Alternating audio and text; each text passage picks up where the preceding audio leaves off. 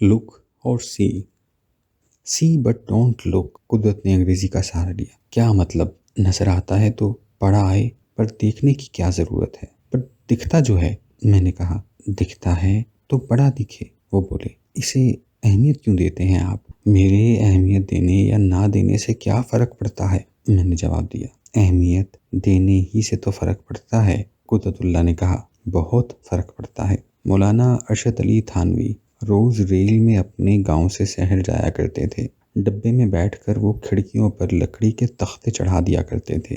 ایک روز معتقد نے پوچھا، حضرت آپ اتنے اہتمام سے کھڑکیوں پر لکڑی کے تختے کیوں چڑھا دیتے ہیں؟ فرمایا، تاکہ توجہ منزل پر مرکوز رہے، راستے کے مناظر میں بھٹکتی نہ پھرے۔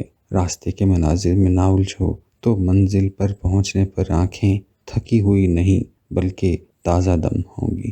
میرا مخلصانہ مشورہ ہے کہ حت الوسع قدرت اللہ جیسوں کی باتوں میں نہ آنا اور سکھی رہنا چاہتے ہو تو مولانا ارشد علی تھانوی سے بزرگوں کے ارشادات کو پلے نہ باندھنا۔ قدرت اللہ کی باتیں ایک مجھے ایسی لگتی ہیں جیسے منہ زبانی ہو، خالی باتیں، کتابوں سے چنے ہوئے چمکدار جملے۔ دوسرے لمحے مجھے یوں محسوس ہوتا ہے جیسے ان کے ایک ایک جملے میں ایک دنیا آباد ہو، جیسے ہر جملہ حرف آخر ہو۔ پھر میرے دل پر ایک آرا چلتا ہے، حرف آخر، بے معنی آخر، حرف بے معنی۔ شخصیت کے تحفظ کے بارے میں زرتشت کہتا ہے، دیکھ اپنی میں آرا چلنے نہ دیجیو، ورنہ نہ میں رہے گی نہ تو تک پہنچ پائے گا۔ جدہ پیلس پر موٹر رک گئی۔ جدہ کا سب سے بڑا ہوٹل ہے جہاں قدرت اور ان کی بیگم کے لیے کمرہ پہلے سے ریزرو تھا۔ وہ کمرہ نیچی چھت کا بنا سجا کبوتر خانہ تھا۔ سارا جدہ پیلس، کمرے، برآمدے،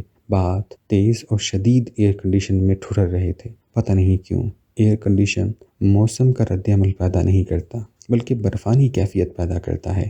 گرمیوں میں اس کا واحد مقصد یہ ہوتا ہے کہ مکینوں کے دانت بجیں۔ دانتوں کے علاوہ میرا گلا بھی بجنے لگتا ہے، دم گھٹتا ہے، نہ جانے کیوں۔